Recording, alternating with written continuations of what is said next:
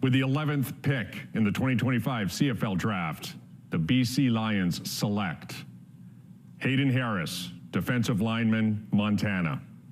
Ottawa, you are now on the clock.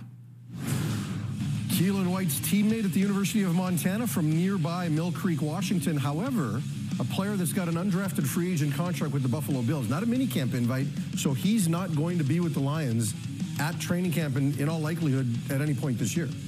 Yeah, I mean, we'll see what happens with Hayden Harris, but it's not surprising to see the BC Lions, as Lapo alluded to the way that they use their Canadians. You talk about them starting 3 Americans on the offensive line. It's because they have Canadians playing what I'll call non-traditional positions on defense at times, right? And for a stretch of last season, starting a Canadian and Adrian Green at the strong side halfback spot. At one point, they started 3 Canadian linebackers. Patrice Rene spent a number of games at the nickel linebacker spot.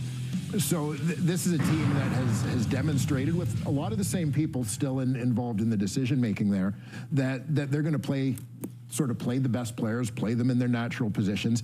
They've been a team that has already built some Canadian depth at D-line. You've got Matthew Betts at defensive end, Hayden Harris, a natural fit, and they've got depth at the defensive line that there's not necessarily that urgency for him to be there when you look at the contract with the Bills. I almost wonder about that in terms of salary cap management based on what happened this past year, right? I know it's a new year, things reset, you move forward, but they have an embarrassment of riches at this point at defensive line, and it almost makes me think like they just want to take somebody who's a high-end caliber talent that they don't really want to see right away because they have so much going on at this point. But that was a factor last year in the Theo Benedett decision. Absolutely. Right? Not having to pay another guy that highly in the draft. Francis Bemi, Matthew Betts, Nathan Cherry, Christian Covington, Riley Pickett, Deshaun Stevens, who's a former 6th overall pick to the Ottawa Red Blacks. It's like that's a deep and talented group that can play a variety of different positions. So if and when we do end up seeing Hayden Harris, who has got this amazing length and somehow a ton of strength as well to go with all of that length, it would be great to see him mixing in and actually getting maybe a year or two learning next to Matthew Betts. But as you say, it's a waiting game at this point. Yeah, I mean, this guy's played a lot of football, and I like his motor. I like his quickness.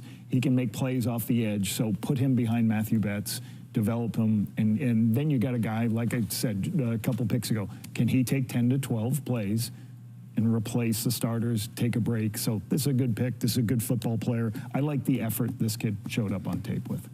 Yeah, and this is a guy who I think used the transfer portal in a way that really benefited him, right? Started off his college career at UCLA, you know, obviously playing at a slightly higher level, didn't necessarily get a ton of time.